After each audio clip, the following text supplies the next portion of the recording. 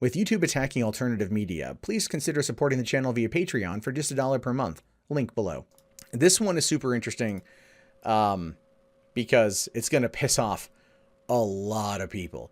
Marvel generally avoids controversy. I think we all can agree that Marvel, for the most part, likes to just keep things homogenized and not really go too far outside of the lines and keep it pretty much lockstep with everything else. But now we're finding out that there was a lesbian romance in Black Panther that was cut from the film. This is not going to do well in terms of positive press for the movie. Is this going to have any negative impact on the box office that's projected to hit 165 million?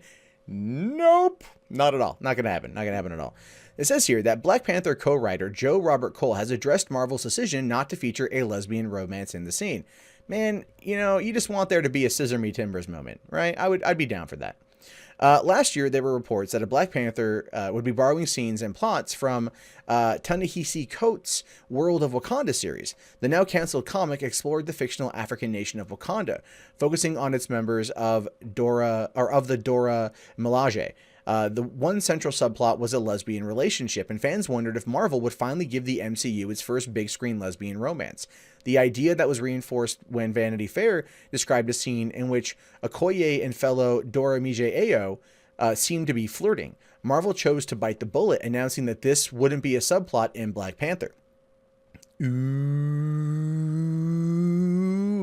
Come on, Marvel. You gave him the first black superhero movie, right? Haven't you read all the articles? The first black superhero movie is Black Panther. There's never been a black superhero movie ever before. This is the first and only black superhero movie. There was never anything else. If you read about anything else, like the Blade series, for example, that's a lie. A total lie. Right?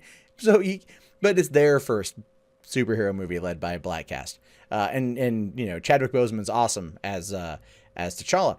So, you know, giving him a lesbian scene, I think is a little bit too much. So like, look, we're already going to deal with a lot of racist comments on this one. Let's not bring in the homophobes as well. All right, we're going to hold that off later on. We get a full on just scissoring scene.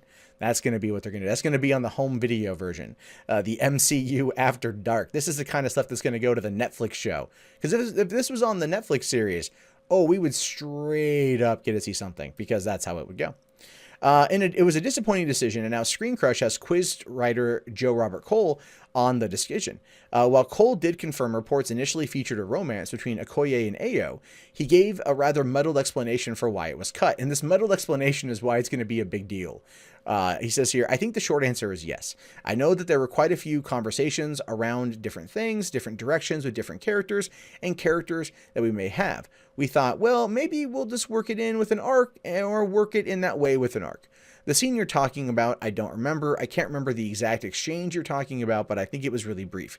I'm not sure. I know that there wasn't some kind of major theme through that we were looking to explore with that in terms of the story. We didn't like pull out a thread of some theme, but your friend quite possibly could be right, or maybe I'm having a brain fart here and I just can't remember. Now, that entire statement feels extremely muddled in terms of, and I agree with them here saying that it was muddled, but it's also like one of those moments where someone's like, I don't want to answer this question. How do I get out of this? You know, and they're just like, I don't know what to say. Which is true. I mean, what do you say when you're like, why'd you guys cut out a lesbian scene in the movie? I thought this entire film was about inclusion and diversity. Why not have some lesbians? And you're like, well, it wasn't like you know, when in reality, it's just the people that cut the checks don't want to see anyone diking out on each other. That's just how it works. Disney is a family-friendly company. No one ever actually has penetrable sex. They just dry hump on each other for a while, and then we cut out to the next morning where apparently each person had an orgasm. But let's be realistic. Usually the women never do. Anyway, so Cole's account suggests that the relationship was never a major arc in the film. Instead, it may be that the movie featured a number of minor scenes that hinted at a relationship between Okoye and Ayo. Marvel simply chose to take the film in a different direction and played out another relationship instead. And that's entirely up to them if they want to do that. This could be what was in the editing bay. because oftentimes, they're pretty much in control of all that. That's one of the reasons that Alan Taylor didn't enjoy working with Marvel with Thor 2. It's one of the reasons why Joss Whedon walked away after Avengers Age of Ultron. Like, Marvel homogenizes this stuff, and they're going to keep it as, I guess you could say, family friendly as humanly possible. At least in terms of any kind of sexual situation. Because, like, look at the opening scene of Captain America Civil War, where Baron Zemo straight up drowns a dude by hanging him upside down in a vat of water. Like, that's pretty messed up. Like, my girlfriend in the theater was like, oh my God, in the first, 30 seconds of the movie. Totally fine. But two chicks making out. Oh, no, no, no, no, no, no, no. Can't do that, can you, Disney? Now, Marvel fans are unlikely to be satisfied with this explanation. The sad truth is that Marvel has a poor history in terms of handling LGBT characters.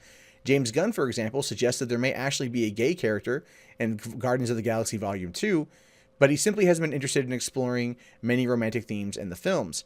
It's a similar approach to J.K. Rowling's handling of Dumbledore in the Harry Potter franchise, although Rowling insists the character is canonically gay.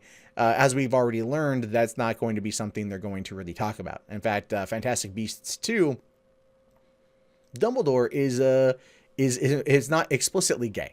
So if you know that he's gay, you're going to go, oh, he's gay. But otherwise, you're going to be like, it's just not going to be there.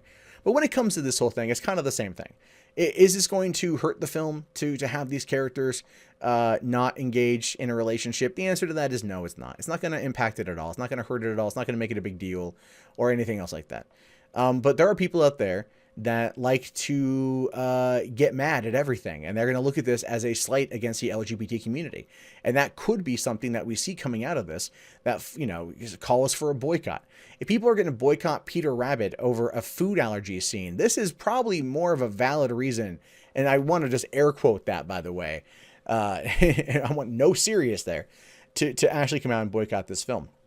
But at the same time, if they do that, and this is where it's going to get really funny.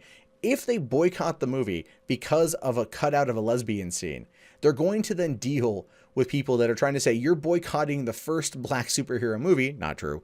And that's going to be this identity politics kind of coming to a head, which, as a cultural and societal commentator on YouTube, I love that kind of stuff, because it's always funny to watch two groups just completely cannibalize each other. And that's probably what's going to happen here. But in the meantime, I'm going to go see the movie. I know I'm going to enjoy the hell out of it. And in the back of my mind, I'll be like, yeah, okay, cool. Those characters are gay.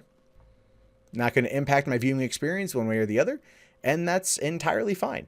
And then maybe, just maybe, Disney will pull the trigger on the next movie and let them come out and play. And also scissor. I think the audience would like that.